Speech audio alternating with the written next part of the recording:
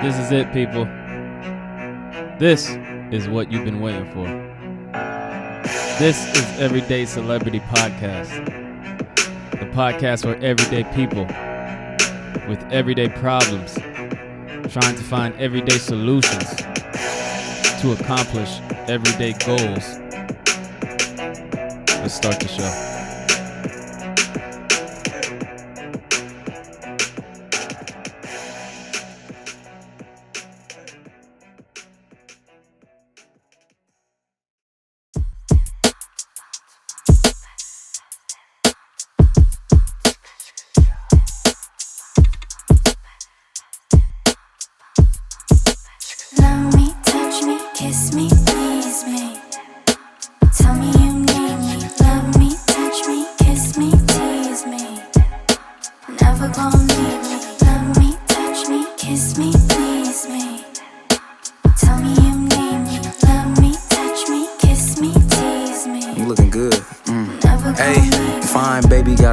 Star body, where you wanna meet? My appetite, hungry for you. Tell me where you wanna eat. Hey, somewhere where we can be loud. You know I don't do this crap. Hey, I know you had a long day. Chill, I'll rub on your feet.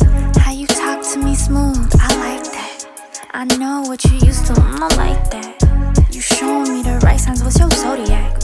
Reciprocate the energy, I give it back. Look, you got too much on you and I'm vulnerable, so show me that. Telling me your feelings in the present make me unwrap. Hey, your body like a boomerang, it always make me come back. Know you got me open, but I try not to get too attached. Let me touch me, kiss me, please me. Tell me you need me, love me, touch me, kiss me, tease me. Never gonna leave me, love me, touch me, kiss me, please me.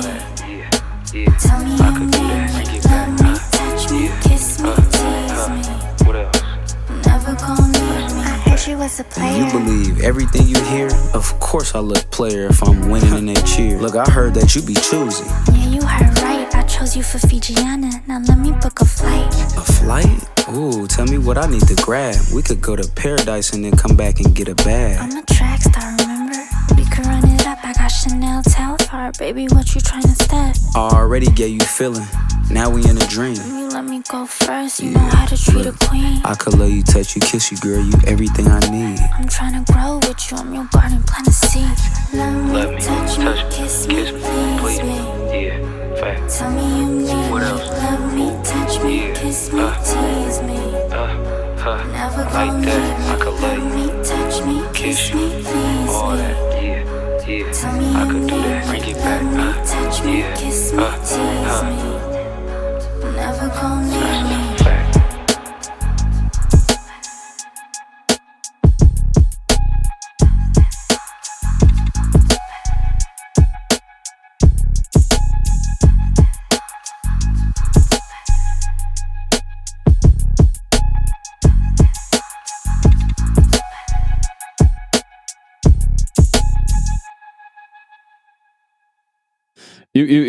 Welcome to another episode of Everyday Celebrity Podcast. No one podcast in Oakland, no one podcast in the Bay Area.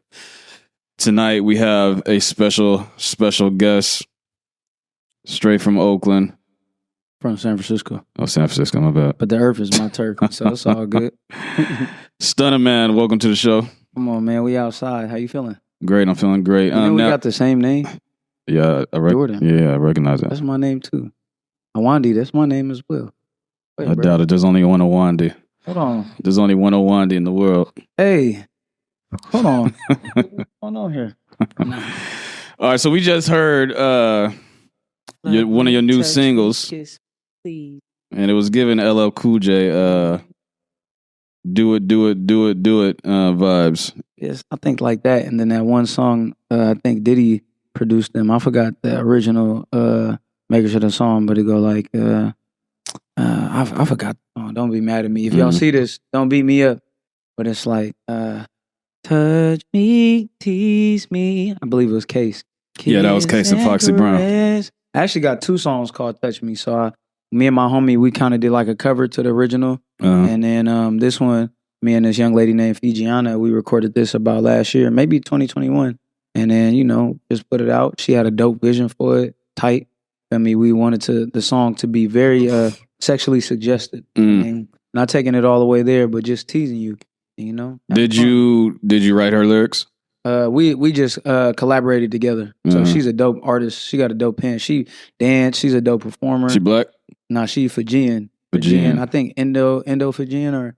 I don't even know what that is. Yeah, you see from like Fiji or some shit. Yeah. Okay. Where they got the water at? You know what I'm saying? I mean, so you know, man, she had a dope idea. She brought the beat to the studio. Then I had the session, and then we locked in. And I was like, man, we not leaving the studio. We're not leaving the booth until it's finished. So we just bounce energy off of each other. And then you know, I had my lady there too. She was dropping ideas. And oh, your lady was there. Yeah, for sure, man. How does that like a sexual song like that? You know what I'm saying? If I was recording, I would have to touch on the girl and like feel her titties and shit to get the little vibe going. Yeah, of course. And as long as you did that happen? As long as you're transparent about that, you gonna win. I mean, me and Fijiana is more platonic, but you know, like in situations it's been like that. Sometimes you do need to be in the vibe, and if a woman consenting to it, you in the mood, you in the moment, it's going like that, then you gonna win. And you know me, I'm a transparent individual. You know what I'm saying? Like, I don't put no labels on myself, but a lot of people walk around saying they P's, they players, but they lying to women. It's just like, that don't really make sense. Me, I'll just be transparent and honest. So in any situation, I could have my woman in the studio while making a song like that. And we could have multiple women in the studio while making a song like that. Yeah. I feel like it's just all about temperament, who you around, but what type of foundations you set. You know what I'm saying? So a smooth dude like you, your name Jordan, you could be touching on some breastises while you've been doing your bestesses, making a hit in the studio. You feel me? Yeah. Shout out to Philly, city of brotherly love. So this podcast is about dissecting people's lives. You know what I'm saying? I don't really ask questions that normal podcasters ask because I like details. You know what I'm saying? I like to see, like when you look at a cell phone, I'm curious about the inside of the cell phone. How it's work? How is this? How is this screen?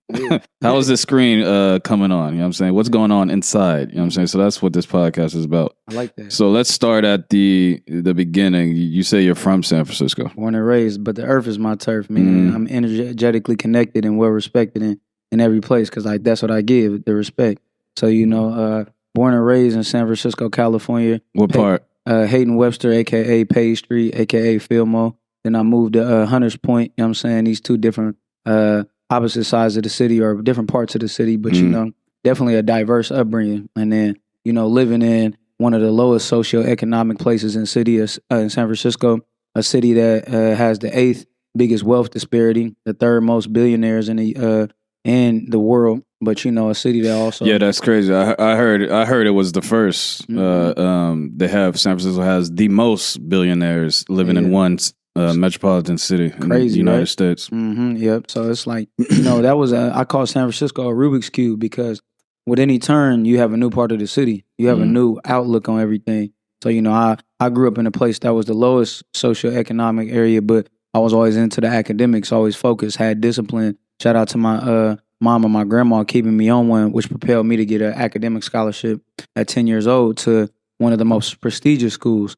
So simultaneously, I was living in one of the lowest areas that they said. You know, I loved where I'm from. Shout out to the Mo, shout out to the Point, shout out to everywhere in San Francisco. Did you have siblings? I didn't grow up with siblings. Okay. My dad, he has 5 kids. I just met my dad 3 years ago. Funny, you from Philly. We went to Philly this year and watched the Niners and the Eagles play in the playoffs. It was a dope experience. Who won that game? Even, you know, so define win. You know what I'm saying? Who was happy in the locker room, nigga? I was happy regardless. So that's all that matters. That means Philly won. I got the bond with my dad. You feel me? I was having fun. I was making some Philadelphia Eagles. How did the Eagles have more points by the end of the game, but I was making them mad? That's crazy, huh? But you know, we're going to see y'all again. You're probably talking shit. You got to be careful out there. And Philly fans, they come on, man. You see, they'll put the paws on you, nigga. Hey, look. I went... Nigga, boxing. Everybody in Philly's a boxer. I went by myself. Hey, you see how I look, man.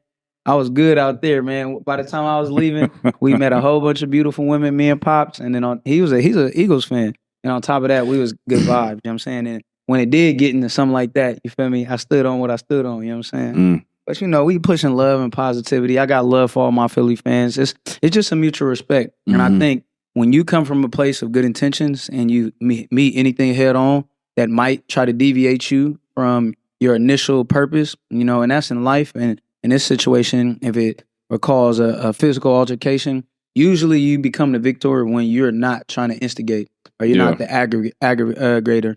When I was out there, I was just having fun. And then when people met me, I just stood my ground. Somebody hit me with their car out there. I mean, I had to push their window in, man. And then I was like, what's up? Bruh, I'm walking in the street. I'm just walking, you feel me? This is after the game? This is before the game, you feel me? And this is before like the 49ers got like one of the biggest fan bases in the world for football. I'll say the Raiders, but go ahead. Yeah, I'm talking about winning fan bases. No shade to the Raiders, but you know, I'm talking about Raiders is loyal, the most loyal. Niners probably the most biggest, you know what I mean? But I love the Raiders. That's my second favorite team. But you know, the Niners mob, they went by themselves. Like every game, away game, they have like a whole coalition where they meet and have a tailgate and then they walk to the stadium, the opposing stadium. So I missed that, you feel me? I was chilling, so I'm mobbing by myself, me and my dad. So when I'm just chilling, this car like kind of walked beside me and they bumped me with their car. I'm like, what the heck? And I just smashed that rear view mirror on the side or the side mirror, and then dude rolled his window down and I was getting in the car to pull him out. But I'm like, man, that's not, you know, and I just shot some verbal. You know what I mean? And did he hit you by accident? Nah, it was like somewhat intentional because it was like, you know, he could have, where we was at, he could have went around, but you know, he didn't have no remorse. You know how it be, you know. But was this a white man? I think it was like maybe Latino. Okay. Yeah. So, but he looked like he came from a culture that was black. You know, Philly is kind of like the Bay in that way where you have cultures that intermingle. You know what I mean? So you know, but it was you know, I stood my ground. You know, I let him know stop playing with me. He probably get hurt out here, but I'm not even that type of individual. I just want to preserve my life because you know, unfortunately, you know, a dope question I heard David Banner propose to the world is: did Malcolm X and Martin Luther King actually finish their dream? You know, did they live out their purpose? You know what I'm saying? Did they execute what they needed to? And he answered no, because they didn't get to see it coming to fruition, and also they passed away, unfortunately. So you know, I want to do what I need to preserve my life. So, but other than that, let's get off that, man. We gotta talk about that. I like the Eagles. The Eagles dope. Jalen Hurts signed one of the hugest contracts in the world. I think other than Pat Mahomes. Well, I don't want to talk about the fucking Eagles, nigga, or the 49ers. Because I don't like neither of them teams. Oh, man, it happens. But I love them. So you didn't grow up with siblings. You said, did your mom and your grandma raise you? Yep. Same household? Yes, a 1-bedroom house for me in Hayden Webster in San Francisco, California. What was childhood like for you? Amazing. Best thing, I actually had to have an actual childhood. You know, my childhood was like I got to do everything. I got to play every sport, got to participate in every type of art.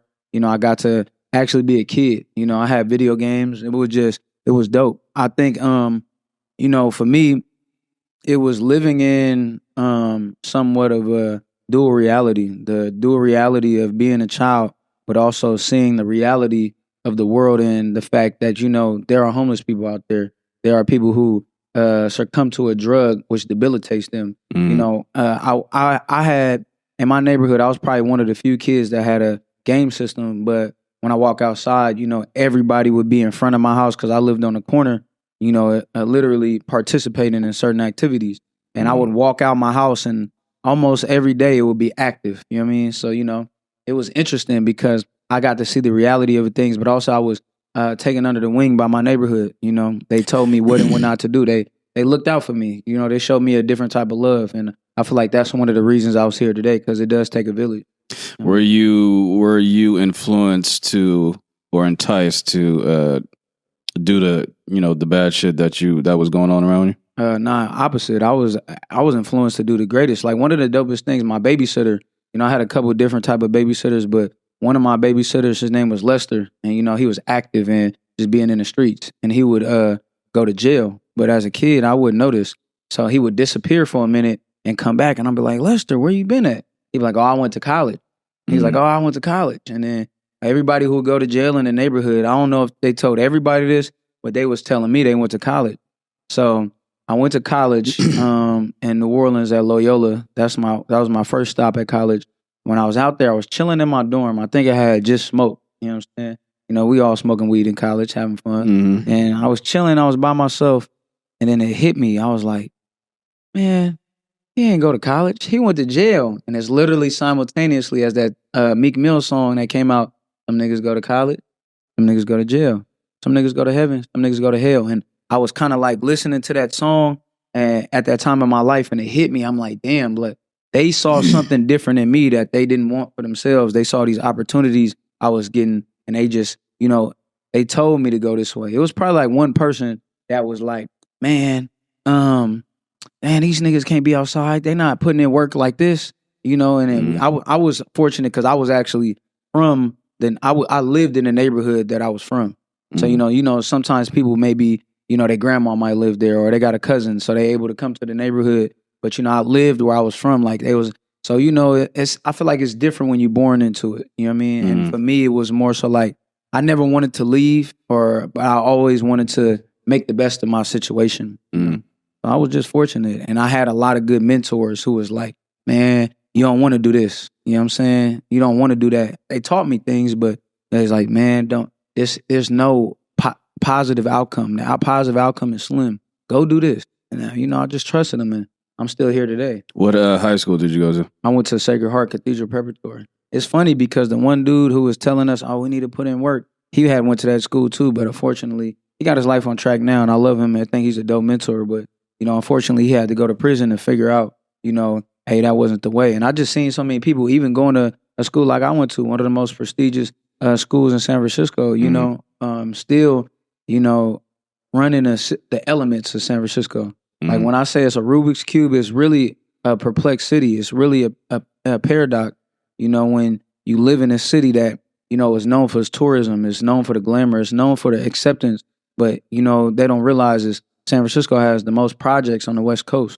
You know what I mean? Some of the worst drug cases and some of the worst elements, police brutality in the whole city. So, it's just dealing with that, navigating in the same way. When you say you grew up with your mom and your grandma, and you say you just recently found your father. Yeah, How did that come about?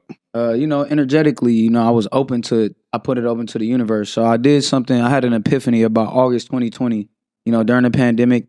I wanted change in my life, and I was in a situation where it wasn't bad, but it wasn't the best of me. So, I just, at this time, I was I call it a height in my life. I was at a true peak. I was in, at the time, the best shape of my life. I was making the most money. I was locked in with my career, music and acting. And then, I was just having fun. And I was in Vegas, and I just literally was like, I want to meet my dad. So the 2 weeks after I came back, my mom just showed me a picture of him, and then when she showed me a picture of him, I was like, she never did this before. Like, she had pictures of him, and then she was like, this is your dad. Like, this is how he looked when he was your age. Like, she was just telling me all this, and we had a moment, and I feel like I put it into the universe. I had this imagery, and, it was circulating within my mind, within the universe. And then, like I say around December, I seen a message on Facebook or a confirmation that said he had accepted my friend request. I've been trying to add him. How old were you when this happened? I was 20. I mean, I'm timeless, but I just know it happened in 2020. You know what I mean? So it's like when I was 18, I had been trying to talk to him. So it's been a minute. You know what I mean? I'm 29 right now. So it's like I'll say it was like 26. You know what I mean? So, Okay. I mean, but I'm still time. I mean, that black don't crack. You know about that, King. But anyways, so then he added me on Facebook, and we just kept chopping it up. And then my auntie tapped in with me. She actually unfortunately had diabetes and cancer. Me and her had a bond. She passed away. And then me and my dad had the same birthday. So, I ended up shooting this dope music video to one of my songs. Wait. So you're just meeting him, right? Yeah. And it seems like you found him pretty easy. It was that simple. Just your mom showing you a picture, and then a nigga just finding you on Facebook like that. Literally. Crazy, right? Did you since it was that easy? Did you feel any hate or anger? Be like, yo, why didn't this happen a long time ago? Since this was this easy to do. I think for me, the reason why I was able to find him and it happened so easily is because energetically, I had made amends on my own. I was just like, man, I'm ready to meet him. And it's like, as soon as that happened, the universe made it happen. So much so that a couple months later, from October to December, we was already talking. And then from December to May, I had already seen him. So, and then it happened to be the week after both of our birthdays. Our birthday is May 3rd. You know what I mean? So it was like, it's interesting that it happened that way. And I think it happened that way because I was at peace with it. And, you know, I never really talked to him like, hey, this is what happened. I just paid attention to the stories he told, the stories my grandpa told, my grandma, my mom. And I think it was best, this might sound weird, it would have been dope to have him in my life, but it was best not to because he's so cool that I would have tried to be like him. He's a barber, you feel me, entrepreneur. I'm a 3rd generation entrepreneur, probably longer than that. You know, I got to trace the history, but I'm happy that I didn't because I had to figure life out on my own. And it's like, that was the best thing I needed for me. It's like you being in a lion or a tiger or any type of animal and you get lost from your tribe or your pride. And then you have to go find your world. It's like Simba, you know what I mean? And Lion King, that's how it was. You know? So as a black man, you feel that growing up without that male, that father figure in the household, without it, you turned out better without it? I wouldn't say that. I feel like, you know, I had a good home foundation. So I had good matriarch, first and foremost. But also what I did was I didn't have my biological father, but I had multiple father figures. So in my neighborhood, you know, it was kind of like how Native Americans, because my grandmother, she's a Narragansett Native American. And Native American culture, you know, and many other cultures, what happens is, you know, the village raises the kids. So I was fortunate to live in a tight-knit neighborhood where I had multiple father figures on every block, like on everywhere I stepped, you know, and that was just my experience. Me personally, I think you definitely need a mix of masculine and feminine energy in every household, especially the black household. And the crazy thing is, people don't talk about it too much. The black household up until the 1950s was the most tight family unit in America. But due to, I would say, welfare, that's the biggest thing. They had a man in the house rule, which prohibited women from receiving welfare due to having a man in the house. Black men were taken out of the house. And, you know, being one of the biggest recipients of welfare, actually, white people were the biggest recipients of welfare in terms of the number, but due to many black people having to get on welfare because, you know, the black women weren't able to work steady jobs and black men were only getting work 3 to 4 months out of a year. That was the most viable way to get an honest way of getting food due to all the disproportionate laws against black people. So that was something that really broke up our family dynamic. You know what I mean? I got a documentary for people to watch with firsthand accounts of black women and psychologists talking about this, the ramifications that it would have on our kids after that. So, you know, I'm fortunate to be the opposite effect because what the psychologist was saying is that this lack of men in the household, this lack of family dynamic is going to propel these children to act out in a way that is going to be basically criminalized. And that was in the 70s, and you see that persist in the 80s due to the crack epidemic, then the 90s due to mass incarceration and super predators, 2000 due to the elevated gang culture, and then the 2010s, you kind of see that shift, you know, because that was more of a positive era, you know what I mean? So, you know, yeah. So. Did your father show any remorse when you first started to talk to him? Not really. About not being there? Yeah, but he didn't, but I didn't want that. Like, for me, like, why do I spend all this time worrying about the past? We got the present and the future. He ended up buying the tickets to the Eagles game we went to.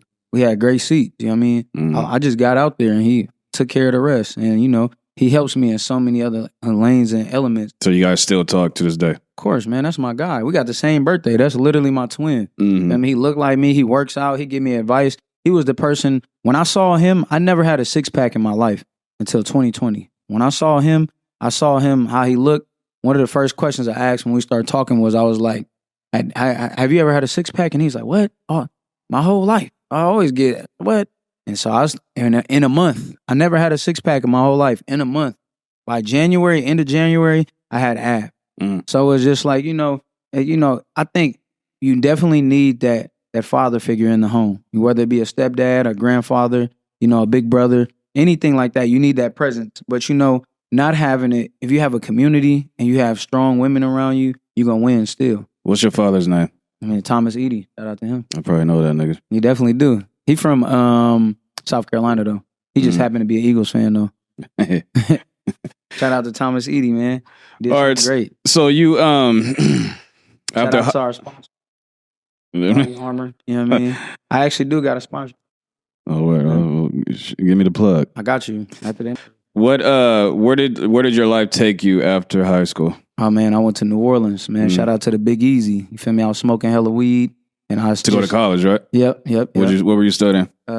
Initially biology to be an OBGYN, and then I just didn't have enough discipline, and I wanted to have fun. Then also I found psychology. I feel like that was more my speed. I love the mind. I love understanding things, but then also, you know, our community. That's what I studied. Oh, the psychology. Come on, man. We got the same name, same gang. Come on, man.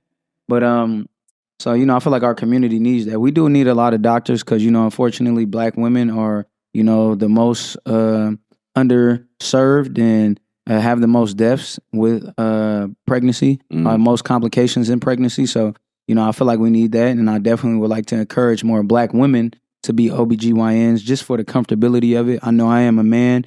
You know, women might not like you all up in there. You know what I'm saying? I wanted to do it because, ironically, watching the Cosby Show, you know, and maybe not necessarily because of Bill Cosby, but because of what his life looked like being an OBGYN. I was like, man, I can have that family, you know, being an only child and that dynamic. But found psychology, one of the best things I ever did. Ended up dropping out just due to lack of discipline and, you know, knowing I wanted. Let's stay on that. So you get to New Orleans. Was that your first time living outside of the Bay? For sure. Yeah, it definitely was. And how'd you feel? Was it a culture shock to you? Oh man, culture shock. It was the best, worst experience ever. Only bad because I was undisciplined. Only bad because I didn't have my stuff together. The best because of the opportunities, the people, meeting new people, and just knowing I could go out there and I was absolutely on my own. No family. You know, I had a scholarship foundation helping me, but I was really on my own, and being able to navigate and, you know,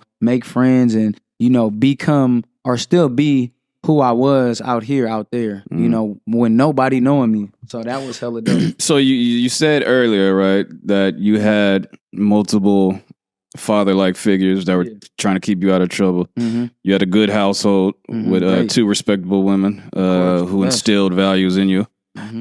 You weren't fucking up in California, so and then when you got to New Orleans, you started to fuck up. I mean, you said you didn't have the discipline to graduate, and I don't know. We can get into why you didn't graduate. And I ended up finishing, but yeah. But the question is, do you feel like because you didn't have those people in your ear, or those father figures to like that were physically there to be like, yo, what the fuck are you doing? Definitely. That's why you were slipping? Man, and it's a crazy part because the first semester, you know, I actually was doing well. I got a 3.0. Like, academically, I was on point. But I feel like it was just more like I was facing some depression. You know, I was, you know, I had chronic eczema, and I just wasn't keeping my habits. Like, you know, with me, with eczema, it's your diet, it's your working out, it's your sleep schedule, it's your stress level. And I just wasn't managing myself. And that propelled me to create something called my equilibrium balance, which is my mom would pray for me on this every day. It's my mental, physical, spiritual, emotional, psychological, and I added the moral and financial. And balancing these helped me balance my life. You know, keeping these intact, you know, helped me keep my stress down. You know, helped me with the 6 doctors of life, which is rest, water, you know, which are hydration, exercise, diet, stress level, and then the bonus one, which is sunlight, you know, being outside, enjoying life. And, you know, when I keep all those balanced and I'm handling my business, life is a breeze. You know, I'm just living, you know. But I just wasn't on that. You know, I'm out there drinking. I'm trying to mess with the women. I'm being something I'm not. I'm participating in activities that aren't legal, you know, and then I'm building a reputation because out there, nobody knows me. So it's not oh, that's bruh, you feel me? We don't got to get into that as who's this random dude outside of the club.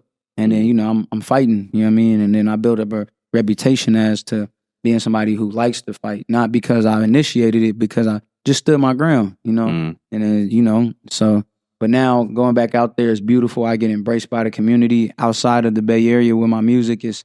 That is the top streaming spot out there. So them in Houston in the South, Houston, New Orleans, Houston, then Atlanta. Wait. Yeah, my top streaming spot. We'll get back to that. But, shout out to them. Yeah. My sponsor. This is a good time to bring up the sponsor. Man. BetterHelp. If you guys want anyone to talk to about depression, BetterHelp, you can get 15% off your first month of BetterHelp. This is an online service with a psychologist. 15% off. Use the code BetterHelp/EverydayCelebrity, and it's just like that. And we still winning. But now you said you had depression. Was the depression because of like eczema?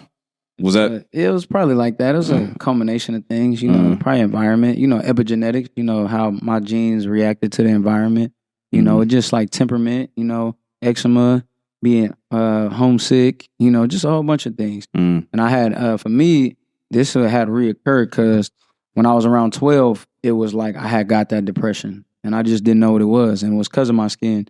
And I built these things up without knowing them. I had these discipline. I ended up getting waves in my hair, and then I ended up finding working out and eating hella healthy. And that supplemented my skin until I went to high school, and I was just on point. And then, I went to college, and I kind of got away from that because I got somewhat arrogant. I had a hubris. And I like the story of Icarus, the wax wings burnt when I flew too close to the sun, and I hit the ground hard. I picked myself back up, though. How long were you in New Orleans for? From 2012, August 2012 to December 2013. So you say you dropped out. What was the final decision? Did something happen where you're like, okay, this is it. I'm not going back to school. I wasn't trying. Like I would be sleeping all day, or I'd be up all night sleeping all day, and I just gave up on myself. I was like, man, I was telling myself I can do it, but I was like, man, I was in my own way. I mean, school isn't for everyone, and you don't have to go to school to be successful. Exactly. So I mean, feeling bad about dropping out, that don't mean shit. Yeah. And then also for me, it was like I feel like that was in the moment, and I needed to do that because when I dropped out of school, I came back home and I figured out what I wanted to do. I was like, man, I really like acting, I really like music, and then it propelled me to put me in the right position to when I was recording some music to audition for my first feature film. And then I ended up doing that, Last Black Man in San Francisco. Shout out to Joe and Jimmy. Wait. We take it back, huh? We go take it back. So you said you dropped out, but you said you finished. Yeah. You went back and finished, right? So I went up. Why did you go back and finish? I needed to. I felt like I was the only person in my neighborhood that graduated from college. I was the only person in my family that has graduated from college. I felt like I had all these opportunities in my life for me to just give up then. But why did you feel like you needed to? Because you don't, I'm pretty sure that a lot of people go to school that they don't even want to go to school. And then they waste years and years of their life studying something, graduate, and they're not even interested in it. Now they're in debt. A lot of people go to school, and even though they have another dream, but they're in school and are afraid to drop out because of parents and shit like that. You dropped out because you felt like what school wasn't for you, correct? No, I dropped out more for like personal reasons. Like for personal reasons? Yeah, I was dealing like more with a skin issue. Like, so with my situation, like my eczema was so severe that I developed something that had called red man's disease. So basically, it looks like pretty brown chocolate right now. So shout out to all the ladies out there that like nice chocolate man. That's nice. But you feel me? At the time, my whole skin was red. Like it looked like it was red and bumpy and uncomfortable. Anything that touched my skin, like it would irritate it, and I would be like so to the point I could barely move. And then that it was so like debilitating that I developed like anxiety in public spaces. And when I dropped out, it was for a medical excuse. So I could have went back to school. My credits got froze. I didn't have any classes I failed. They got paused. So when I did transfer, I was cool. But I went back and I got my life together. Like I went to go see a dermatologist. They helped me with some medicine. Then I did a rare form of skin treatment called UV light treatment, where they take a concentrated light and put it on your skin. and it healed my skin. That's why like sunlight is amazing. One of the best things you can do. They even advised me to move to San Diego because that's one of the best places for sunlight. So in that period, like took about like 6 months, but I figured it out. And then in that summer, I just started hustling hard. I was selling hot chocolate at the Giant Stadium. I had got a job at a public relations spot, an internship.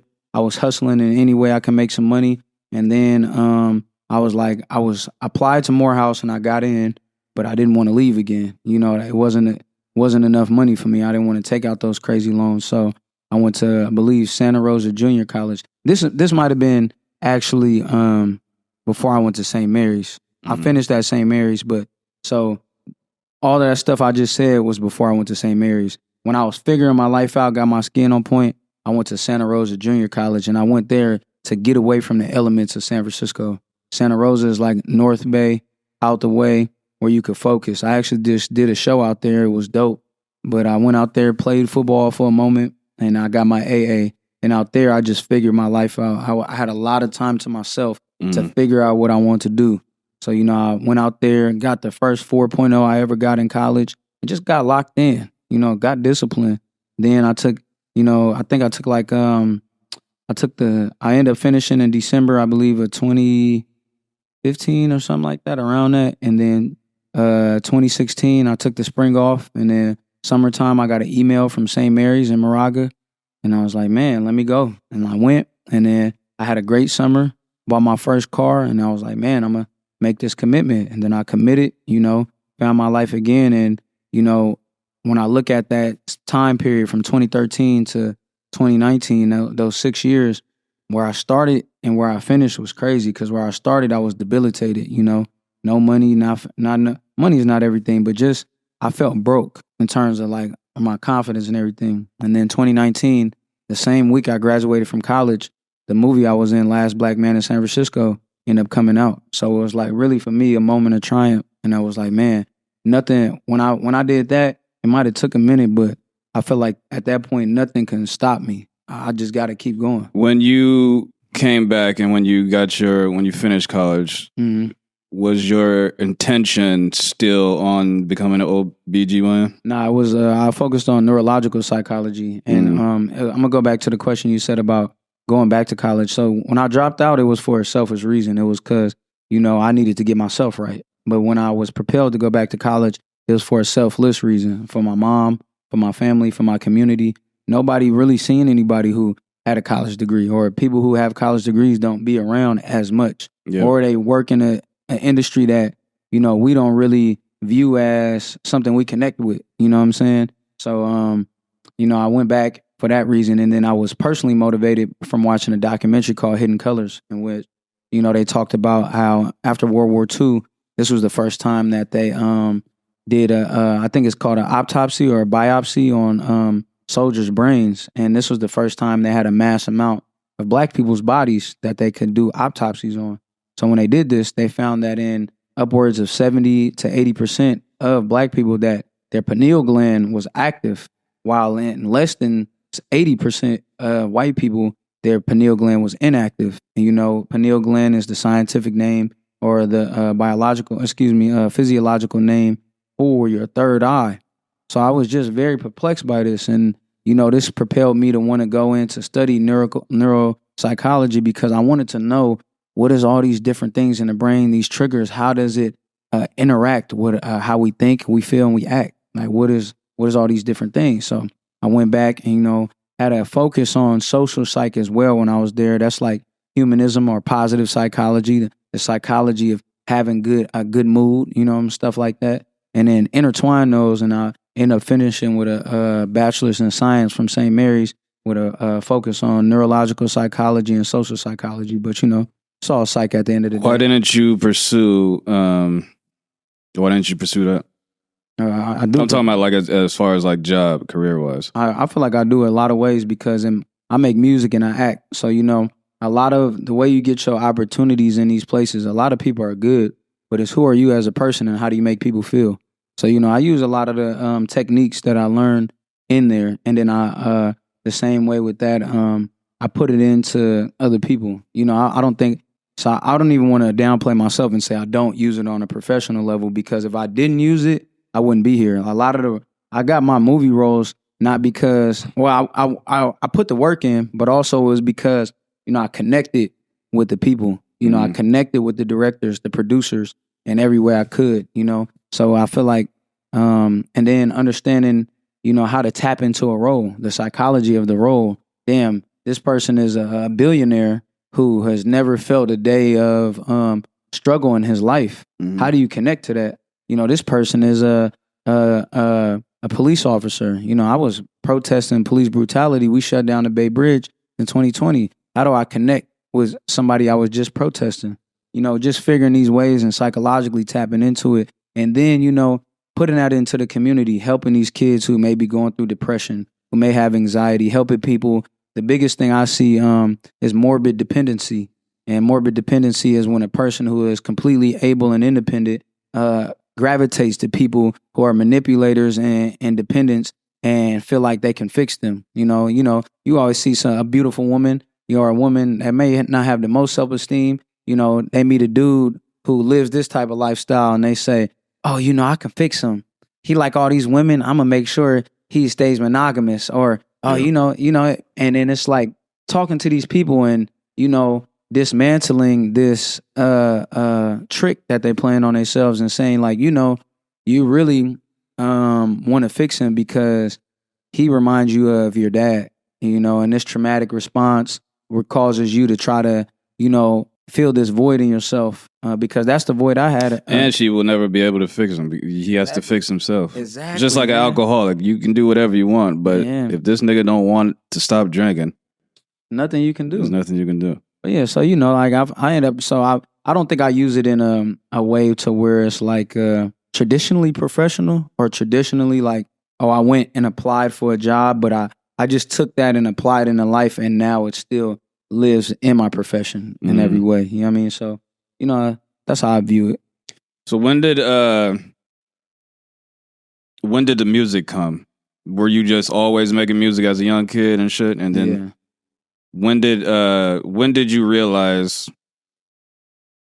that you could start doing this shit as a career? So I was always doing public speaking. I was always into dancing. I did African dancing, capoeira when I was young. I made my first beat at the Boys and Girls Club when I was 6. Nothing I jumped into, but just always kind of inclined, thankfully. And then I was more so getting into poetry from when I learned how to write all the way to about 12. And then, my homies, we recorded our first song off of Nokia or a OBGYN in Hunters Point, you know what I mean? And then my partner in Filmo, shout out to Jesse B, he bought a desktop, a Mac desktop, and learned how to make beats. And he was recording us. And the homie said, man, jump on this song, bro. You got gas. And I was like, all right. And then from there, I was hooked. I started, when they put that grinding beat on the table, I was always the first one to rap. When we was outside just chilling, I'm rapping. When I did it so much that we'll go to parties and people would try to battle me. And I'll flame them up off the top of the head. So it was just like, I was having fun with it. And the homies around me, shout out to my, I got a brand called Still Winning, but our first, before it was Still Winning, it was Budget, and we rebranded it to Still Winning. So, they was always like, man, we got to make this music. So we made a project, and I wasn't taking it serious, but people loved what I did on there. So much so that one of the songs that I made, one of my one of my lines went viral on Vine before it was like a thing to go viral. And then like 2016 or 2016, before I went to college in St. Mary's, I was still selling hot chocolate at Ghirardelli at AT&T Park, now Oracle Park, where the Giants play. And August 2016, I spit a freestyle to the Soul Gone beat by Monica, put it on Instagram, and it went up. And I was like, man, I could do this. So I just started locking in and throwing this in my talent. I wouldn't release my own song until 2018, but I just spent that 2 years building up my confidence, getting in the booth, getting my booth comfortability, studying the craft, figuring out what I wanted to do. And then, I was like, man, it's time to jump in. So, I've been around it my whole life. 2016, decided I should do this. In 2018, I made the push and been pushing ever since. What was the name of your first project that was released? To the Top. The one before, my first solo one was To the Top.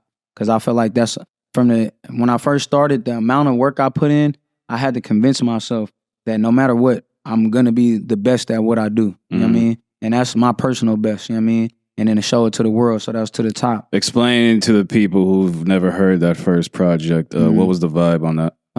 Conscious mob music. So, you know, like in other places like East Coast, y'all got drill, you know? And the South, I believe it's like, I wouldn't call it crunk, but it's more like energetic music, you know? So like our version of drill music in the Bay is called mob music.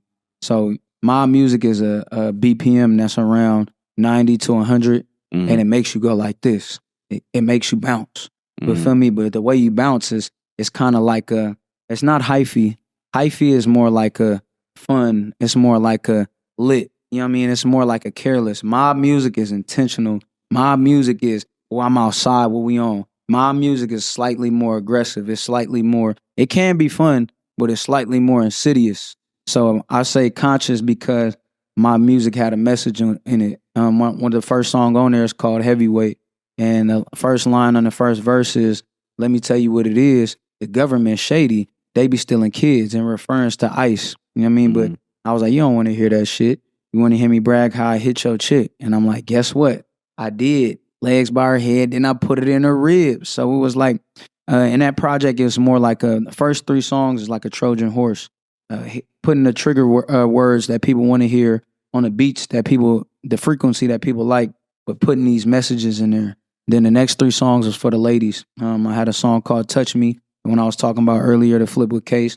Then I had a song called Shake. We sampled Tokyo Boys the Tokyo Boys off the Tokyo Drift song. That dun, dun, dun, dun, hey, that Fast and Furious. I mean, then after that, I had a song on there when I was just playing around singing. And then the last 3 songs was more like conscious, boom bap type rap. You know what I mean? So is it safe to say that you make music that's probably kind of like similar to like Public Enemy type shit? Oh, damn, thank you. I take that as a big compliment because, you know, they was one of the biggest rap groups, but to a degree, I don't feel like... Do you understand what I'm saying, though, that comparison? Sure. I wouldn't say to that degree because I feel like theirs was completely, man, we hate this side and we're outright conscious, fuck them. Mine is more like, look, I know the police and shit is doing terrible stuff. I know we live in a systematic situation that holds us back. I know there is a whole bunch of bullshit that's happening, but I also see that we need to respect women and have a good time. And then I'm also in a club having fun. So I'm putting all these together. Like even one of my biggest songs now is called Big Steppin', but on there I'm talking about police brutality. I'm talking about, you know, being yourself. I'm talking about, you know, the duality of me growing up in the hood, but not being a thug or not being a pimp, but still having to live my life and exercise my Second Amendment right or being able to defend myself, you know, things like that. So I feel like it's a unique marriage of what is this conscious music like Public Enemy, but what's also my conscious reality of like what YG is doing. Like, you know, I like to be literally my life for a period is Saturday night, I'm at a hotel, I'm at an event, we might be at the strip club, we might be at a private place where we having fun with some beautiful women, enjoying life, all consensual, of course, just having good time. Then the next day, we might be protesting the police. Or the next day, Saturday night, we out having a good time. Sunday, we at the football game for the kids, you know, showing them love. Or the next week, you know, we've given back to the community. So it's such a duality, you know. It's more like mixing the Black Panthers with Uncle Luke. You know what I mean? Whatever that would look like, I feel like I embody that. Yeah, I wasn't really hip on your music, but I knew you outside of music. That's how I met you. And every time you would greet me, it's on some like, oh, King was positive vibes and shit like that. So the question I'm asking is, are you a religious person or more spiritual? I think I'm spiritual in terms of my beliefs, but religious in terms of my like my systems or my discipline. And the way that is like, you know, in terms of my beliefs, I'm spiritual because the way I look at religions are every religion is kind of, for the most part, saying a similar thing, but in a different way, you know, whether that be monotheistic or polytheistic. Most monotheistic religions are telling you the same thing, but with just a different outcome, or a different kind of like, you know, a different type of addition. So like, you know, Judaism might be 5 plus 5, Christianity might be 6 plus 4, Islam might be 3 plus 7, but all of them equal 10 at the end of the day. And it's just a different belief system that have different practices. I mean, I like to look at those and say, okay, I want to use those practices to help me still love the higher power or believe in a higher power or exchange energy with the higher power in my best way. So in that way, I'm spiritual. But in terms of like praying, I pray as much as I can. So I will feel like that's closer to Islam. And when I talk to God, it's more from a view of Christianity.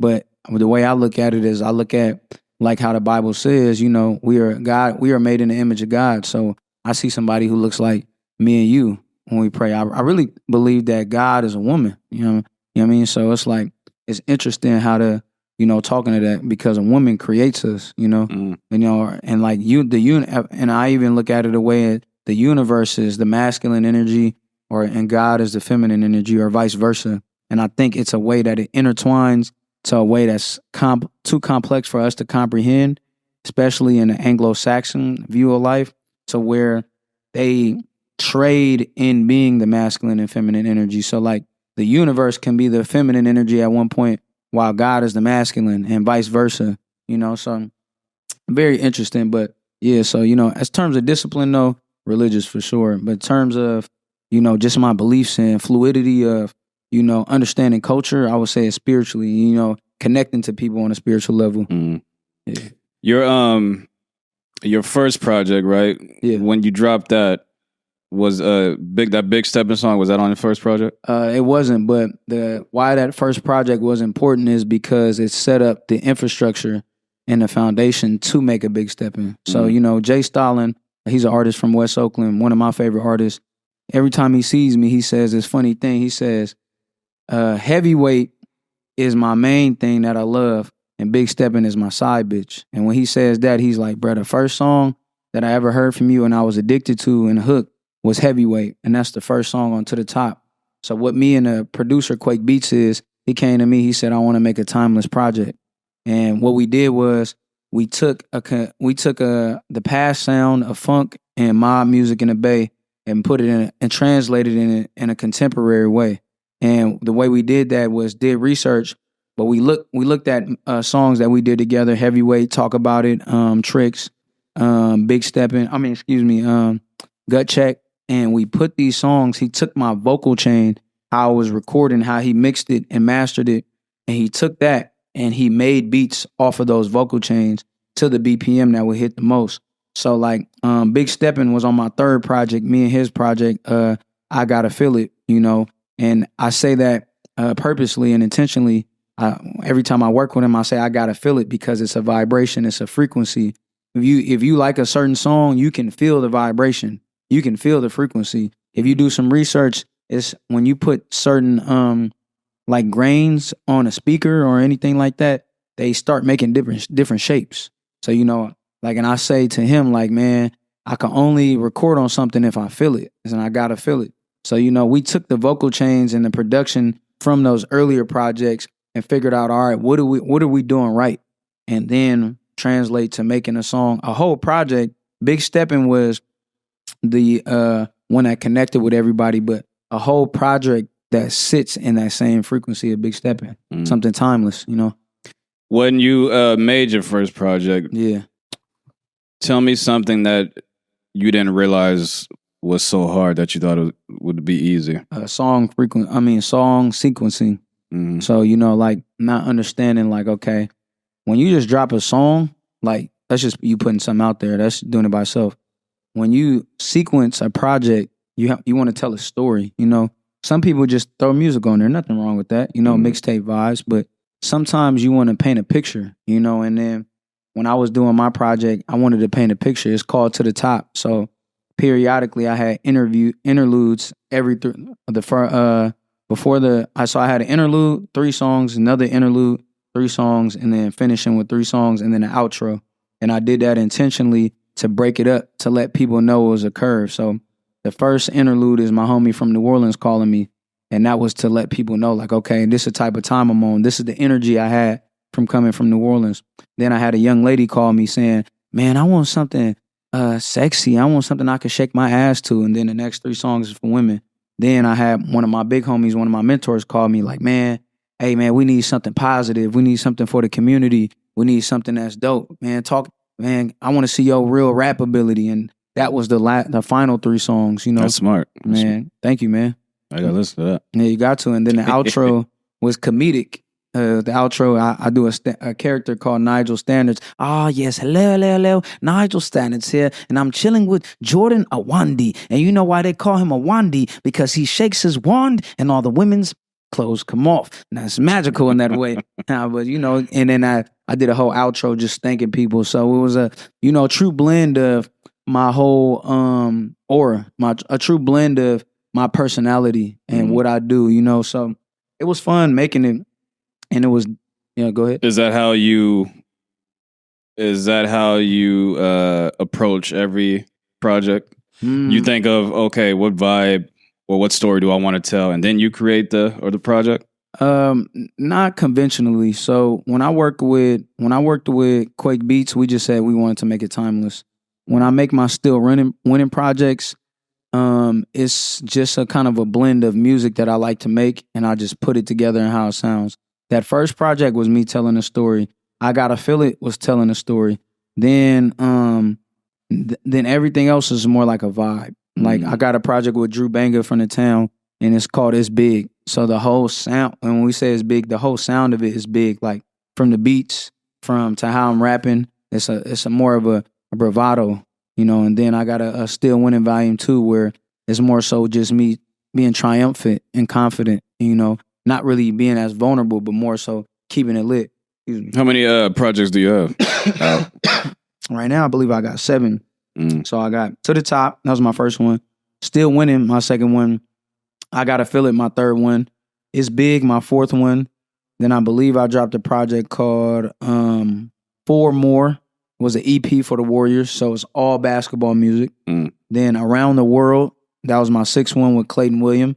That was just a versatile project, the project where I had the most features I've ever done on a project. And then my 7th one was the last one I dropped, Still Winning Volume 2. So it was a complement of the first Still Winning, which is just a vibe of inspiration and keep you lit. It's just fun. You know what I mean? Out of those 7 projects, which one is the most important to you and why? Probably the first one, To the Top. It let me know. Because people were asking me to make a project at that point. You know, they was like, man, we want a body of work from you. And I think at this point it's probably in total my most highest stream project. And I think it was because that dedication I put in there, which I'm now getting back more into in terms of formatting, like telling a story. So, you know, that was the most important because it let me know I could do it. Is there any project where you're like, I'm not really feeling this, but it's out? Nah, all this should be fire. Like, and then if I ever have like imposter syndrome, like literally the next day, like a couple weeks ago, I was like, I wasn't doubting myself or anything like that, but I was just like, oh, I gotta be better. And then this young lady tweeted like, oh my God, this Still Winning project is aging so beautifully. And that's one of my goals. I want to make timeless music. So for somebody to hear a project from 2019 and in 2023 be like, it still hits, you know, and that's my whole intention. You know, I do think some projects are better than others, but it's also subjective because like my project I just dropped Around the World with Clayton Williams, everybody loves that project a lot because it's so versatile. We got Afro beats, we got hood music, we got empowering music. We got conscious music on there. It was just like, I feel like I just pushed the bar of what I was doing. So, you know, and I don't really put out things. I don't really make anything anymore to where like, I'm like, that was trash. You know, I feel like music is subjective, but I'm also in a part of my life where, you know, I'm a make something and I'm a love it at the end of the day. So I don't really look at something. I'm every time I make a song, I'm listening to it for a week. Like, I'm like, oh, this lit. I mean, so, you know. Why do you think? Because I mean, I interviewed a bunch of like artists from the Bay Area. Why do you think Bay Area rappers are so stagnant in their career? Like when you hear, let's say, Fab, for example, right? Yeah. Fab is known like on the East Coast and in the South, Mm-hmm. but he's more known on the East Coast and the South by a businessman. Mm-hmm. His business dealings and shit like that. He's not really known for music. Mm-hmm. I mean, they might know one song of his, but his shit is not getting played on fucking The Breakfast Club and shit like that. You know what I'm saying? E40. I mean, E40 is like a diamond in the rough because he has he's different. Mount Westmore, him and Too Short. But I mean, those are like the only two people like you can actually name that music is being played, and then like East Coast people want to work with him and shit like that. But a lot of Bay Area hip hop artists, right? Mm-hmm. Their music is popular in the Bay. Yeah. But if you go outside of the Bay, they're not getting any plays or bookings and shit like that, right? Mm-hmm. So why do you think that is? I think it's a lot of it is optics. So, a lot of times it may look like something, but the reality is something else. Mm-hmm. And then a part of those optics is, you're going to see mainstream artists more than you're going to see independent artists. So, and that's very important because arguably the Bay Area is not only the place that, outside of New York making hip hop, the place that where true independence was birthed. And then on top of that, not only birthed, but you got true independent connoisseurs in the music game. And for a while, the Bay Area, I talked to Ghazi, the owner of Empire. He said, right now what the Bay Area doesn't have, that what it used to have is it used to dominate the middle tier. So right now, like the middle tier is like that. So you got, and this is not in terms of talent. Like low tier is you're regionally dope. Middle tier is nationally you lit. And then top tier or the highest tier is internationally you're a top artist. You can do what you just said. You can tour, you can go everywhere. So in the early 2000s, in the 90s, even going back to the 80s, Too Short's era and everything, E40, like the Bay used to dominate the middle tier. And we know this because let's look at a timeline. One of the dopest artists of our generation is Lil Wayne, right? Mm-hmm. So many people don't recognize or say this, but without Master P, there would be no Lil Wayne. Why? Because Master P brought a mentality to New Orleans that Cash Money saw and propelled them a type of release schedule, a releasing of music that Lil Wayne did that propelled him to be arguably the greatest artist. It was releasing a high volume of music in a short time. All these mixtapes, freestyles, features. He did over 100 features in a year, I believe. Something crazy like that. I think it was more than that. Man, exactly. So, but that came from Master P getting a deal with Priority Records. And in one calendar year, I believe he had 10 albums that were gold or platinum. And that's ridiculous. 10 albums within No Limit that hit that. And you look at that and you say, damn, where does that come from? And many people don't know that Master P used to own a record store in Richmond and was in these same circles as E40, Too Short, and more importantly, of somebody known as JT the Bigger Figure. They were offered the same goal from Priority Records. Master P, JT is still hella dope. He building homes in Africa and doing all of this. Yeah, people don't realize how big JT the Bigger Figure is. But it's to what you're saying, though. What you're saying is completely true. But it's just like, people took this Bay Area game and went out of the Bay. Mm-hmm. So, I think for the Bay, our independence is our best thing, but it's like also the thing that someone holds us back, because at a point, you get to a place, E40 and Too Short are successful, and because not only their hustle, independent work ethic, but they also did partnerships with big labels. Bay Area artists, outside of G-Eazy, outside of, I'm trying to think of just some artists that, it's hard for me to think of artists that I know from the Bay. Kamaya, she, these artists who do partnerships with larger labels because it's like, man, independent. We want to own our stuff, and then. But the thing is, when you don't do that, it's not like you can't do that independently, but you don't make the relationships that you may get. You sign to a label not for the money. You sign to the label for the relationships. Yeah. Some people you can do the money, but you can get that money from a bank. You can take out your own loans. You want that. You want to sign the Interscope because you want that feature that's on Interscope, or you want to sign the RCA because you want that Chris Brown feature. You want to sign because you don't want to.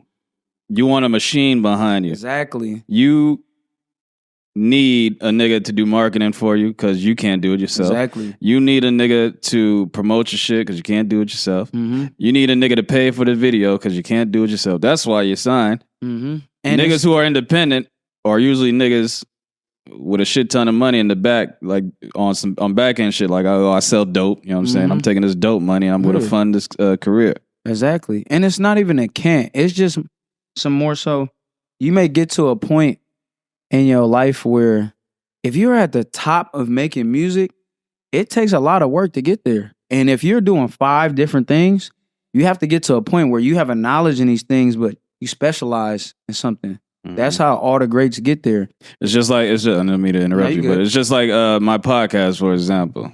It's strictly independent and it's known. Yeah. But if I get signed to like Spotify, when I get signed, that's just going to elevate what you It's going to elevate on a crazy scale because Spotify has the power and the cachet, the relationships to take you to that. To take me to the next level and to put me in front of eyes that I cannot do myself. Or it would take you probably like 5 extra years to do that. Mm-hmm. So, it's just like for the Bay, it's an interesting, quandary. And I say that because, we want to preserve our bubble. And the reason why we preserve our bubble is a two-way street. We don't want to let certain things get in to what we're doing. Unfortunately, that prohibits things from getting out. And do you also? I mean, I understand what you're saying. Yeah, but I think a big reason for that, for artists not making it like nationwide, is because, and tell me if you agree, because they want to cater. They spend too much time trying to cater to the Bay Area sound. Like, for example, you talked about Lil Wayne. Yeah. When Lil Wayne first came out, right? Yeah. You could the music in the South had a certain sound. Yeah. You know what I'm saying? Then Lil Wayne comes out. Ever since when he first came out, when he was rapping, he didn't sound like he sounded more like East Coast. Yeah.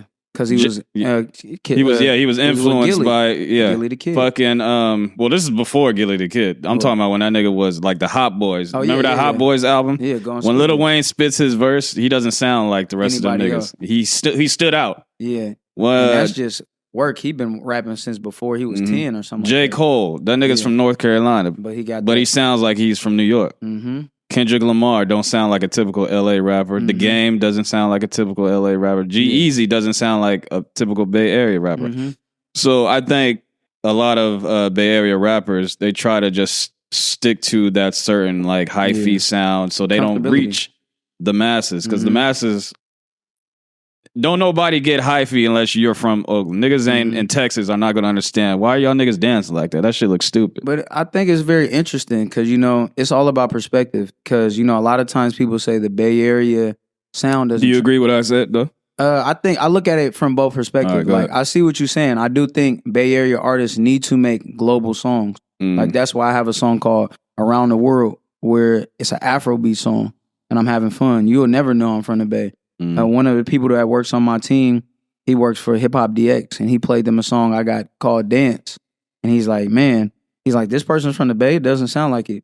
But also, we know the Bay Area sound translates, and here's why. I go on and on. Can't understand how I last so long.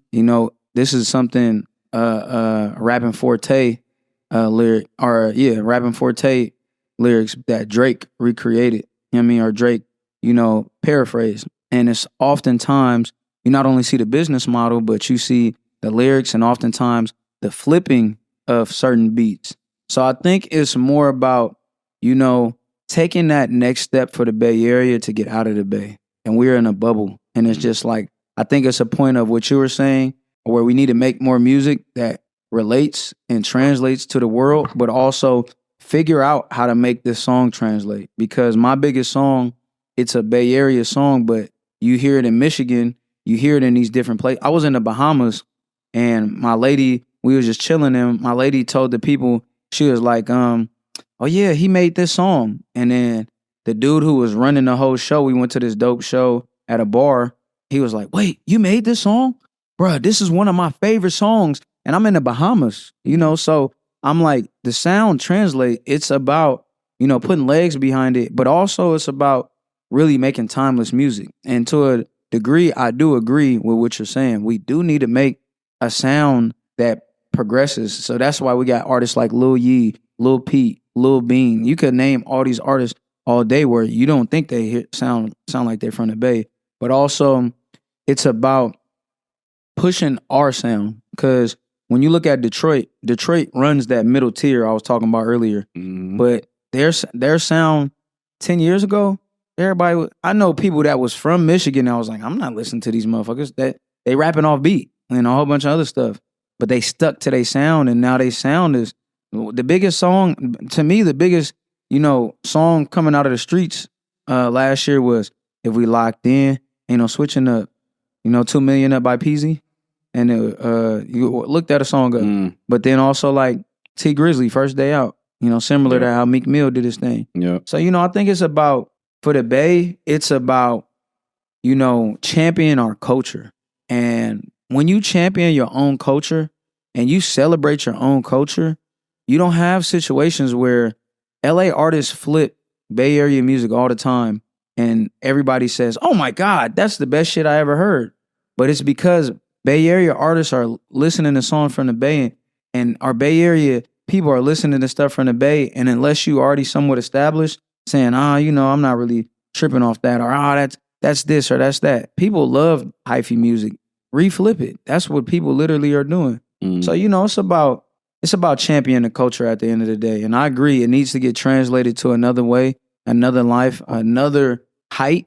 But I think, you know, the way you make timeless music is you take what is done well in the past and you make it in a contemporary form to embody the future, and it all correlates to make something timeless. And if you notice, like, even that song I just brought up, 2 Million Up, it's a sample. You know, a lot of songs that we like either have a song from the past that it's sampled from or it's inspired by, you know. So I know a lot of my music off the project To The Top was inspired by RBL Posse, you know, San Francisco's first rap group to get a major deal or to get proposed on.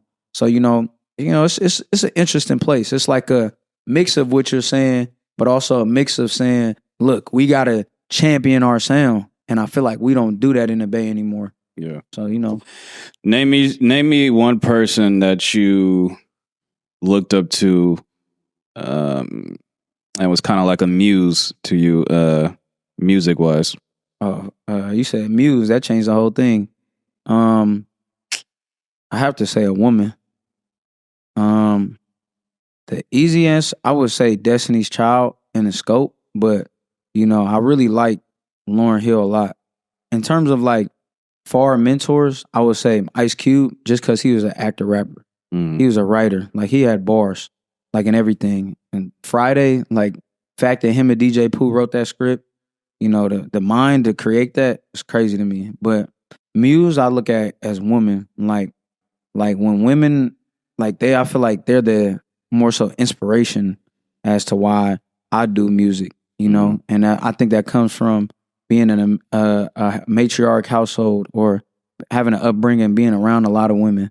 And I feel like my first women I saw, I was like, wow, they are amazing. It was Destiny Child for sure. So, you know, that was like the inspiration. And then from there, you know, that was like the muse of it. You know what I mean? Name me someone that you admired and looked up to in your personal life. Definitely Dr. King. Dr. King for sure. Marcus Garvey, you know, Pan-Africanism.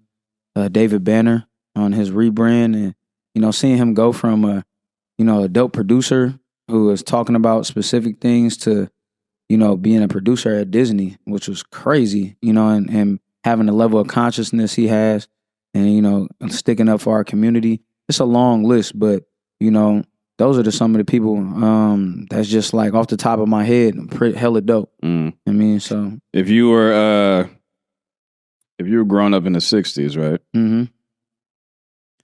You would have followed King's vision or over Malcolm X's? Very great question. I think at that time I would have because, I think what Dr. King was saying was pretty dope, but also Dr. King had more of a inclusive mindset. But even after that, the thing that he really wanted to expand on was economical advancement for Black people and for everybody. And I think for me, that was the thing that made, as I grew up, I didn't know why I gravitated toward Dr. King. Initially, it was because he went to college at a young age and graduated. Initially, it was because of how well he spoke publicly. Initially, it was because Dr. King was a player, You know Dr. King, when his ideology was not peaceful, right? When he first started, he was on that Malcolm X vibe. For real, I didn't know that. But he was told that if you walk out there and you're preaching what Malcolm X is preaching, you're not going to be successful. You're not going to get your point across. So you need to change your way of thinking. And then that's when the whole peaceful marches and we're not going to be nonviolent. That's when he changed his stance. But when he first started, him and Malcolm X was talking the same shit. Like, that's you hit me, nigga, I'm gonna hit you back. That's beautiful. That type of shit. I think that's raw. So that's why the real reason as I got older, I gravitated toward, I think Malcolm X's journey and the stuff he was talking about was dope, standing on it. But I think I gravitated toward Dr. King because at the end of his life, he was preaching economics. And, a lot of people, talk about the black community in a certain way, the melanated community, but people rarely bring up the economic disparities between Black people and not just white people, but immigrants and everybody else in this country. And, it's almost as if they don't consider, you look at a situation and be like, oh, why don't Black people own more houses or go have better communities or schools? But then they excuse things like redlining, the concept of redlining, in which, Black people were barred from getting loans to go buy houses specifically, and they could only buy houses in certain areas, and these areas weren't giving, or because these areas would be able to be built up by the property value and, built up by these communities, it translated because, you get public schools and public type of brick and mortars and just anything public from libraries, you get that from taxes. So if you're in a community and you pay property taxes or the tax dollars that you have, they're going to build up your community like the public schools and things like that. So it's a reason why in some areas, some public schools are better than certain private schools because they've been being built up since 1940. So 1940 to 2020, how many years is that? That's 80 years. If you build something for 80 years versus something not being built or being dug a hole in the ground, it's going to be a huge disparity. And I think that's what Dr. King was trying to even out. And I really enjoyed his method because, at the end of the day, we can fight all we want. And that is the American way. And I think it would have been dope to see Malcolm X and Dr. King come together in their ideologies with Malcolm's discipline and the militant way he lived, but with Martin Luther King's, want to economically be have a not equality but equity, because there are a lot of things in this country Black people are owed, but sometimes stuff don't work out that way. Yeah, I definitely would have been following Malcolm, and I'm talking about early Malcolm, not after he came back from his Africa. Yeah, I'm talking about the militant nigga with the guns and the rifles, and he was preaching segregation. He was preaching segregation. It's good, because I think segregation is the end of segregation is the downfall of black people. Black people. Sure, and we know this from Tulsa, Oklahoma. Being one of the most amazing black communities. I only say black communities that has existed in the United States. Mm-hmm. And unfortunately, the heinous crime that is not taught today is, the just the dismantling of them. Mm-hmm. You know what I'm saying? Every time black people are doing things together and it's successful, white America will try to steal the black people and be like, yo, you guys should stop doing it here and come do it over here. And what that does is it takes the black dollar in that community out of that community. Mm-hmm. And they bring it over to the white community. And that's why this is like the NBA. I'm going to use the NBA, for example, or baseball, the Negro Leagues, right? Yeah. Jackie Robinson.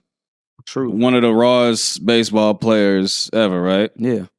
Imagine if Jackie Robinson stayed in the Negro Leagues. He'd be having 1,000 home runs. The white people back then, they saw Jackie Robinson. He's like, damn, this motherfucker's good. Because back then, the Negro Leagues, everyone was going there to see the games because obviously those were the most talented, exciting people to watch. Yeah. So these people over here in this league was like, okay, well, let's take this one nigga, bring him over here to make our shit popular. Put him through bullshit.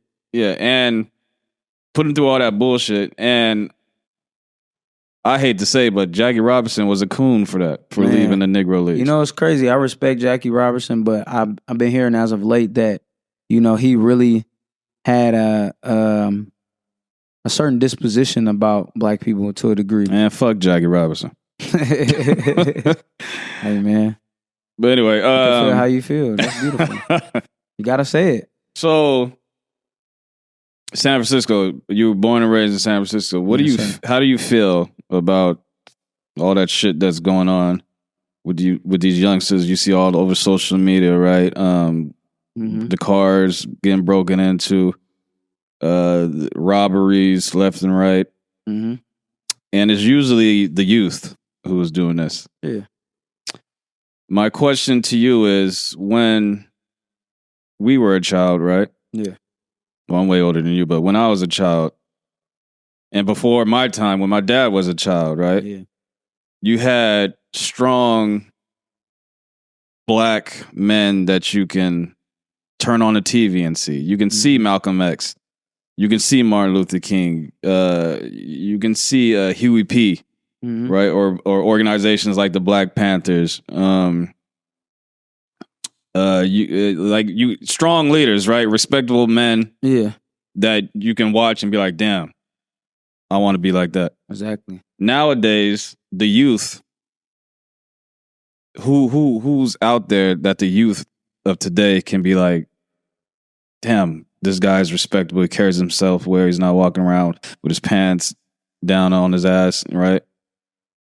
So do you think that the reason the youth is going so crazy nowadays is because the people that they look up to are like niggas like NBA Youngboy, TikTokers, right? Like little streamers and shit who are doing dumbass shit like pranks and shit and getting famous and getting popular. Do you think the youth are not being guided because they don't have people like we did growing up? I think that's definitely one of the reasons. America since the 1960s has, and before that as well, you can look up since the inception of the country, has went through decades in which they intentionally dismantled the black male and black leaders. So, when Martin Luther King and Malcolm X were outspoken and doing what they needed to do, what did they do to show us an example of what happens to those people? if you do that. What's gonna happen to you? Mm. You know, you're gonna get killed. And before that, you know, people don't talk about this in slavery when they had masculine, or people say quote unquote alpha males, or you have one of the strongest and outspoken black men in the community. They would do a concept called buck busting, and in which they would either castrate or rape the biggest and the strongest black man to give. And this is a method they use in horses to break not only him, but to break the whole congregation or the whole group of people. Yeah. So, you know, right now what they did They to will us, also rape their wives in front of them to break up that household, because the man won't respect the wife anymore. Exactly. And it's just like, damn, how can I love you if I watch you get raped? Mm-hmm. And it's like, you know, in a way, metaphorically, that's what's happening to our people over these last, or not these last, in America. It happened physically during slavery and most likely during Jim Crow, but also 1950 what happened, or 1960s what happens. Our biggest black leaders get killed. 1970s that continues to happen, but what happens then? Welfare, and now it's a financial raping. You know, black man, you're barred from this. You can't have this. So your woman is the only person in an Anglo-Saxon Western society in which they are the breadwinner.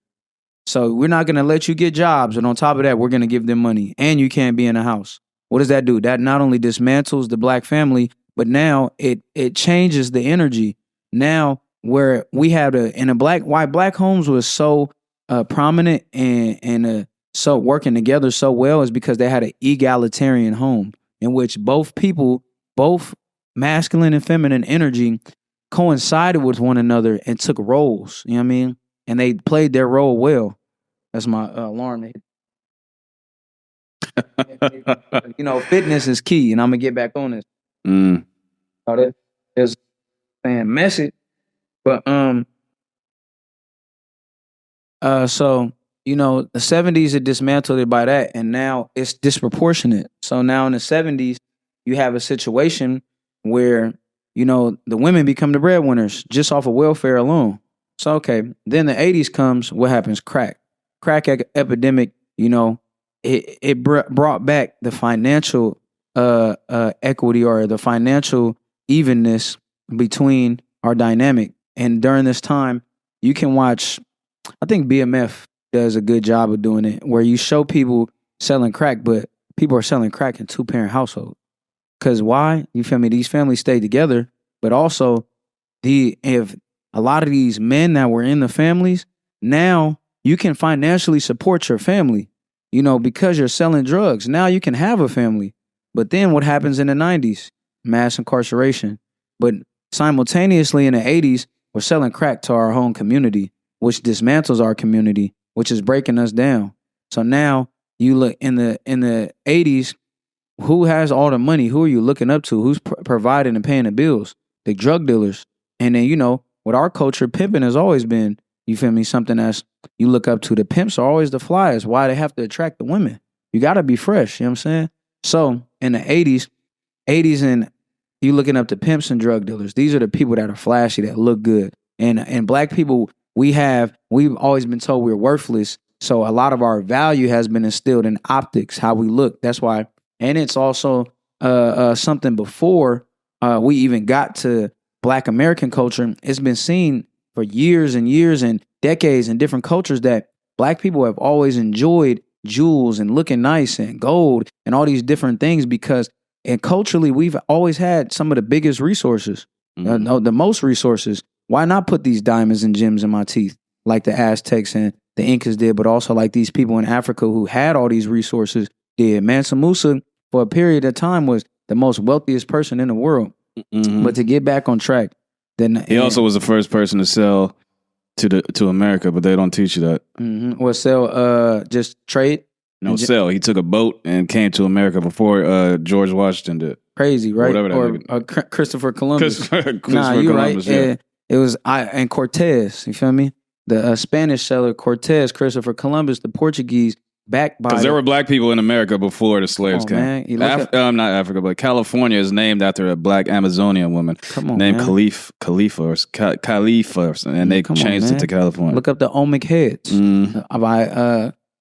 discovered by Ivan Van Serptimus, the professor who focuses his research on the exodus out of Africa for exploration into the Middle Americas in the what we call now Latin America. So, in 1980s, who you looking up to? You looking up to the dismantling of the family in 70s. Second, you looking up to people who are participating in illegal activity, even though that's who you looked up to before too. So in the 90s, what happens? Mass incarceration. What also happens simultaneously while this happens? The corporations start investing into rap music. So now the popular groups are no longer Public Enemy, no longer the people who talking about good rap. Will Smith won the first Grammy. There's no longer positive rap that these corporations are investing into. You're investing into gangster rap. So music is one of the biggest mediums. Up until social media, even though TV was pretty seen or pretty translatable to everybody, the biggest form of communication, I believe, next to word of mouth was radio. So now you hearing all this stuff. And in the 90s, not only do you simultaneously get gangster rap being at the top and we all watching them, but also mass incarceration. So all the coolest people are in jail. So what does that breed? Feel me? 2000s, we're looking up to this. We're looking up to this culture of men who are in jail, gangster rappers, or people who are just disrespectful. And that's not of the full compass of everybody. And I don't think it reset until the 2010s. But a lot of times, these kids that were born in the early 2000s, the people they looked up to were the rappers participating in all of this. And I feel like this is the first time in history, because thank you to social media, we can create our own narrative. And then now people like you and I, people who have a positive message are put out there, and now they can be seen and people can pick now. And that, the only thing about it is now the people who are conscious and on their stuff and preaching a positive message, you just got to be cool. And now that we get to create our own money and create our own opportunities, the one thing about the cool people is you still had, back in the day, you still had to get a corporate job, usually at a white place, and you had to assimilate, and that when you assimilate, you lose your sauce. But now it's a situation where like we can run our own businesses. You can be a Wallow and Gilly and own your podcast, or you can be like, shout out to Is What It Is, Cameron and Mace, and revolutionize the sports podcast. And now everybody's trying to catch up to them. So, I think it's going to take some time, but it's a matter of, redoing the equilibrium. And that's why I feel like my responsibility is. And as much as I could probably chill here and from my life and just, if I quit doing music today and when it did something else, I would be happy. It's more than about me. It's about the message. It's about the people I inspire every day. That's why yesterday I did a show in the community I grew up in. That's why today I went to the Pop Warner football team that I played for, because for them to see me and to touch me and be like, wow, you graduated college, you were in a movie, you make music, and you're still cool. Wow, you smell good, and all this other, and funny stuff to where it's like, well, you're really here. You do this. I've seen you do this, and you're here with me. I can be you. And the biggest thing is no success without successors. So my goal is to get this next generation to be better than me. Hey, I got a bachelor's. I need you to get a master's. I was in a movie. You need to be a director, producer, and in 10 movies. I got this music popping. You need to have 100 times. You need 100 times more songs than me. So and I know the only way I do that is legacy. I have to push for a high bar so people can want to get up there, because you don't have LeBron James. You don't have LeBron James and Kobe Bryant without Michael Jordan. You know what I mean? So, and it's about time we did that, and we can reset the narrative. Yeah. You know what I mean? So what do you have? What are you working on now? Do you have anything coming? I know you just dropped a new single. Yep, dope. That we just heard. What else do you got going on? Cinematography wise, I just shot my second feature film.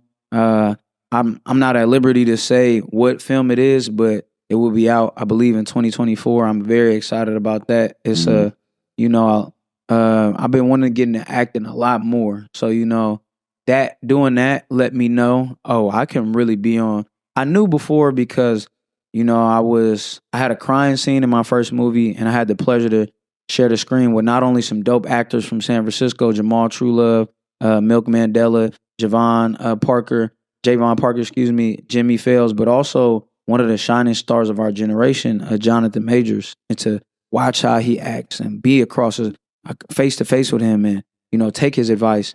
But also in this last film, to be on a set similar like that, but this Hollywood came to the Bay for this film, and it just was like, you know, being around these people who work in Hollywood every day, and they're saying, man, you Hollywood, you're a superstar, you got it, you can go do this. I think that's a lane I need to go get in more. So definitely. Do you, being around Jonathan Majors, do you believe that he smacked that bitch? Fuck no. Like, that's the furthest away. When you meet him, it's the furthest away from his character. And then once all the facts came out, you found out the police try to encourage this woman to do this or say she got hit. You find out Jonathan Majors was the one who called the police, and they have video evidence of him being assaulted. And you find out she fled the country and actually got charged to... I don't know all them details there. Yeah, you didn't know that. That's crazy, right? But that's because it wasn't pushed as big as him being an abuser. Of course not. You know what I'm saying? And she actually fled the country. The most recent time he was in court, it was a countersuit to charge her for assault by the district, or by the prosecutor of the city of New York, I believe. Hoes like that who just be lying and shit, I think them hoes should be locked up. For but sure, nothing man. happens to them bitches. And that's what she was about to happen, but she fled the country and hasn't been back since. So, you know, when it come to Jonathan Majors, when I met him, he was method acting, but he was a very down-to-earth individual. He was a very passionate individual. He was locked in his craft. You can see how with the time he was spending to do the role in Last Black Man in San Francisco, he didn't come out of... The only time he came out of character was I had this thing on set where I was like, man, I want to see if I could get people out of character. And I got him one time, and he was like, all right. And then we had some banter while we was rolling, and he got me back because, you know, he's just a true professional, connoisseur of his craft. But that was the only time I seen him get out of character. Your role on that movie, were you, I mean, I saw the movie, but I didn't know you back then to point you out. Were you, I'm guessing, was your role one day that group of kids that were like rapping or something or clowning? Exactly, yeah. Okay. So the role where I got to show my skills was after one of our friends got killed, and then I had to cry with Jimmy. So, you know, but that was it was a dope experience. How did you get that part? Man, just being in the right place at the right time with the right mindset. When I dropped out of school, I said I wanted to act and I wanted to make music. I went to my partner's house. We were just recording in his room. It was like a basement, but it was a nice ass room. They had a bookshelf in there. We were recording music, and then Jimmy and Joe came in and said, hey, we need to use the room. In 10 minutes, we writing a movie. And I said, writing a movie? I want to be in this movie. Mind you, every day since I came back from New Orleans, I was like, I need to act. I need to act. So then I'm in there. I'm like, I just saw the opportunity and I jumped on it. I read with them and they was like, you need to come to our first table read. And I didn't think anything of it because, you know, we're in somebody's room at this time. And then I go to this place in Chinatown, and it doesn't look like anything outside. You go in, it's a huge room, look hella nice inside with a big ass table. They got producers and shit there that want to invest in a movie. I'm like, what the fuck?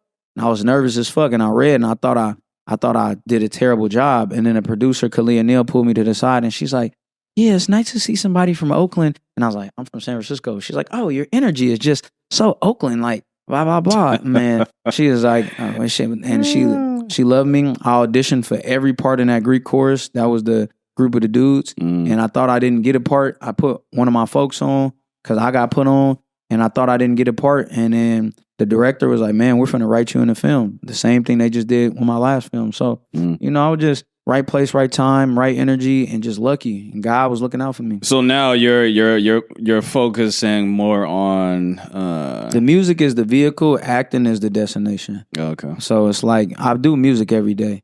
And I'm going back to that. Like I just dropped a project called Still Winning Volume 2. I'm about to drop a football project, in which I made music for not only the Pop Warner and Little League football teams, but also for the 49ers, the Colorado football team, and the Cal Bears. We just locked in, and I'm gonna be making music and being their artist that helps push their culture on Cal Berkeley. So that's pretty dope. And then other than that, I got probably 8 projects that are in progress. Of those, I would say 6, the recording is done, and then it just needs 2 are mixed and mastered, and the rest need to get mixed and mastered, and 2 kind of like maybe need like 1 or 2 more songs. So it's like I got a lot of music in the vault, and now it's just about putting it out the right way, with the right visuals, with the right campaign, and making it be bigger than anything I've done. And that's just locking in. You know what I'm saying? So nice. Well, we've been talking all day. Dark outside. When I got here, it was light. Well, I want to thank you for coming on the podcast. You know what I'm saying? You didn't have to, but you did it anyway. Real one. I'm happy to be here.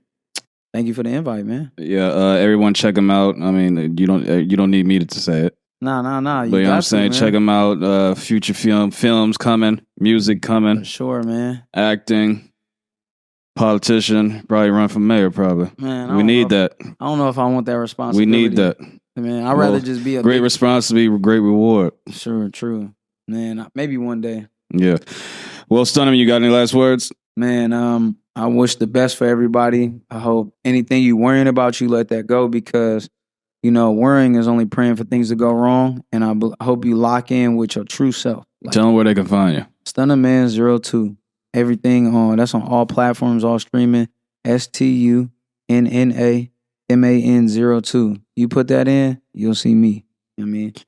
And don't forget, we still winning. This is Everyday Celebrity Podcast, and we're out. You.